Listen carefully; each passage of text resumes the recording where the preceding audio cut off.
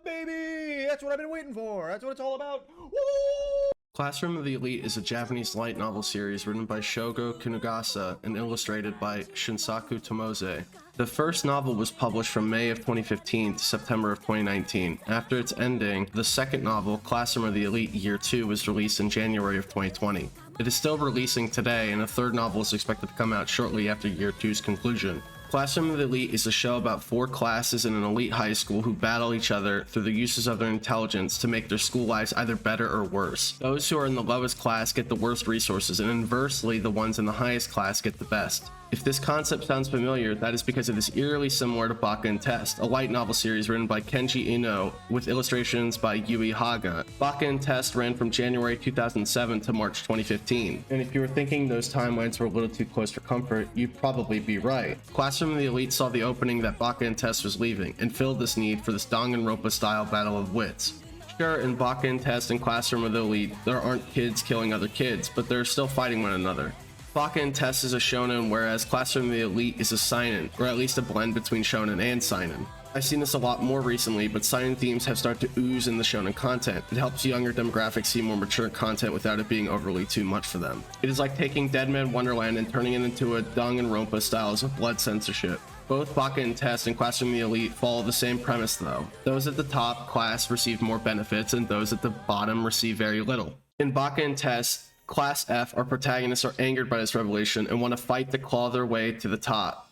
Yoshii is our main male protagonist, yes Yoshii, but not the one you're thinking of. Whereas Himeji is our female protag, someone who should be in Class A, but is stuck in Class F due to being sick and unable to take her placement exams. In Classroom of the Elite, our protagonist Ayanokoji cannot be asked to lift the finger unless it benefits him in some way, or he's being blackmailed. There's a lot of blackmail being thrown around in Classroom of the Elite. You might as well call it Epstein's Island. Classroom of the Elite takes previously established concepts from Baka and Test and flips it on its head. The students are at a high-tech school where each month they're giving a certain amount of money based off a point system that is pretty arbitrary. It is, however, given out to your class as a collective whole. If one person slacks off, no one receives points. Ergo, no one will be able to buy anything to survive. This is clearly shown as most of the students blow massive amounts of money on video game systems and other things that aren't important. The society created by the elite of Japan is simulating a collective communism in which everyone is either rewarded for good deeds or punished for bad ones. Ayanokoji and Horikita realized that early on and were fairly frugal, whereas their other classmates went around spending money left and right on video games and exuberant meals.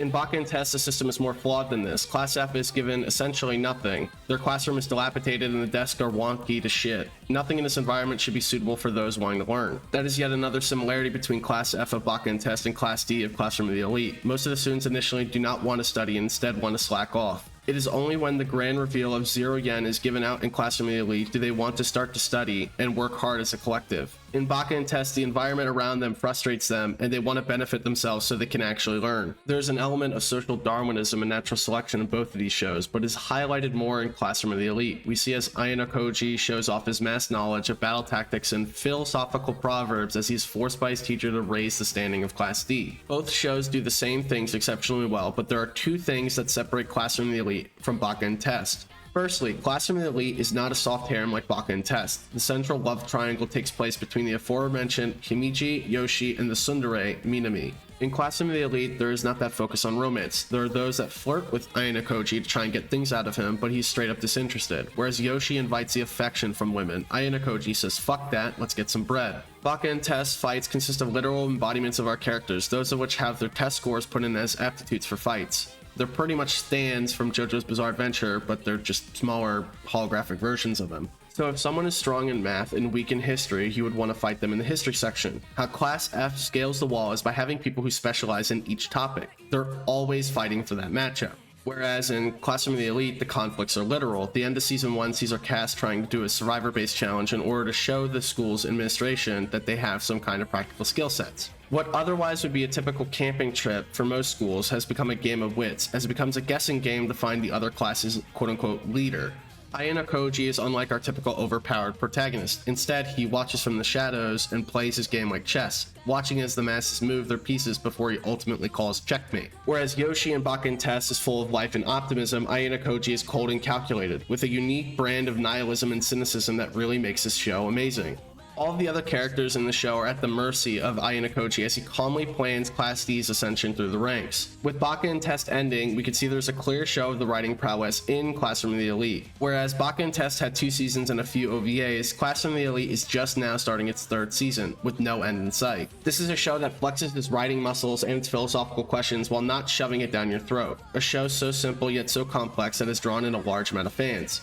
In a season with Mashl's 2nd season, the long-awaited return of Blue Exorcist, and the highly anticipated solo leveling coming out, Classroom of the Elite will probably sit at the top of the rankings by the end of the season.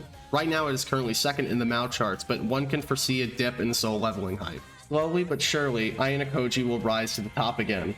Let me know in the comments what you think the best and most popular anime of this season is going to be. I'm curious to see all your opinions. The second thing that separates the 2 shows is its character dynamics. Whereas Yoshii is instantly adored by those around him, Ayanokoji is standoffish and only really approaches Horikita. The 2 are cold and practical with no room for bullshit between them. Even when there is a chance for Ayanokoji to take glory for himself, he gives it to Horikita and elevates her standing. He's doing what is best for the class, rather than what is best for him. Unlike Hibiji, who is bubbly and has pink hair that looks like fucking cotton candy, Horikita is quiet and reserved. She has black hair and is exceptional in all of her classes, but was placed in Class D due to being incapable of working with others. There are other characters such as Kushida, who is a manipulative and two-faced character that presents herself as a bubbly personality that makes this show amazing. If the premise wasn't great by itself, the characters really steal the show. One of the differences between the light novel and the anime is that there are actually 40 characters in Class D. A collective 15 of them had to be cut out in order to make the story work. That leaves us with 25 well-rounded or at least serviceable characters in our protagonist class. The most notable ones being Hirata, Karazawa, Ike, and Sudo as prominent background characters. This feels like a well-fleshed out class. In a show where it's about getting to the top, it is actually Class C that is the biggest nuisance to Class D. They're constantly at each other's throats, which allows for Class A and B to fight each other consistently. The main antagonist, Ryuen, is someone who is vile and despicable. Class C could almost certainly be described as a bunch of degenerates. Ibuki falls in that same description, and it almost seems like Class C and D should have been swapped in terms of practicality. In a world where even cooperation is graded and taken into account by the school's administration, they should have put Class C where Class D was. Whereas Ayanokoji is an overpowered protagonist, Yoshii is definitely not by any standard. Also, Ryuen definitely gets his comeuppance because Ayanokoji beats the absolute shit out of him.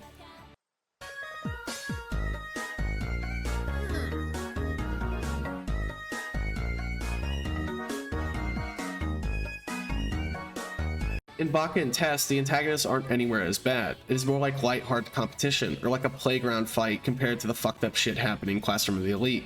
But to give Baka and Test some credit, the characters are much stronger because they're given typical character types in anime, such as yanderes, tsunderes, deredares, and etc. Because they fit a certain criteria, the story progresses easier, where in Classroom of the Elite, the characters are more fleshed out and human. That is not to say that I do not like that they are fleshed out, but there's some enjoyment to be had from characters being wacky and zany. There's one central element that distinguishes itself between these 2 shows. Whereas Baka and Test is a comedy and doesn't take itself seriously, Classroom of the Elite is a show that revels in this drama. It is a dramedy that is elevated by the plot lines that are interwoven and manipulated by our characters who are all inherently selfish. That being said, both Baka and Test and Classroom of the Elite are great shows, and I highly recommend that you check them out, at the very least to see what the fuss is all about. Also to see that because of Baka and Test, Classroom of the Elite is allowed to be one of the best shows in anime. There's a loss of humanity that he's had because he's had experiments done on him. I haven't seen a lot of that explored yet, but Season 3 is supposed to talk about that a lot. Especially because the new antagonist is directly set up and integrated with that plot line. I'm excited to see what they do in Season 3, and I hope that Ryuen doesn't get any more bullshit going on, because if not, Ayanokoji is going to tackle him like that judge in Nevada.